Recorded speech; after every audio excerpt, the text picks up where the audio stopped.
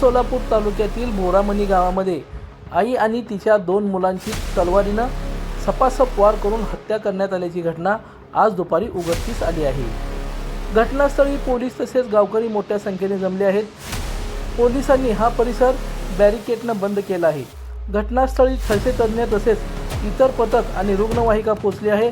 हा खून कोणी कशासाठी केला, हा खून कशामुळे झाला याचा शोध पोलीस घेत आहेत। लगेचच अधिक माहिती मिळू शकली नाही। मिळालेल्या प्राथमिक माहितीनुसार बोरामणी गावात मस्के कुटुंबियाची 3 सलग घरं एका शेजारी एक आहेत। यातील मधल्या घरात गायत्री सुधाकर मस्के वय वर्ष 42, त्यांची 12वीला शिकत असलेली मुलगी प्रिया वय वर्ष 28 आणि 10वीमध्ये शिकत असलेला मुलगा शिवराय असे 3 जण राहतात।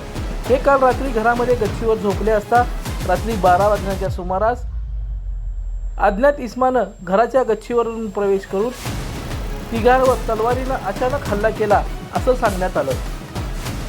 गायत्री आणि प्रिया यांचा गच्चीवरच तर शिवराजाचा खाली बैठकीच्या खोलीत मृतदेह रक्ताच्या थारोळ्यात पडलेला दिसून आला। आता हे मृतदेह पंचनामा करून ताब्यात घेऊन सिव्हिल हॉस्पिटलमध्ये पाठवण्यात आले आहेत। गायत्री ही विधवा आहे। त्या 2 मुलासह स्वतःच्या घरात राहतात। शेजारी सख्या दिराची घरं आहेत। घर शेती जमिनीच्या प्रापंचिक वादातून हे हत्याकांड झालं असावं असाही संशय व्यक्त होत आहे।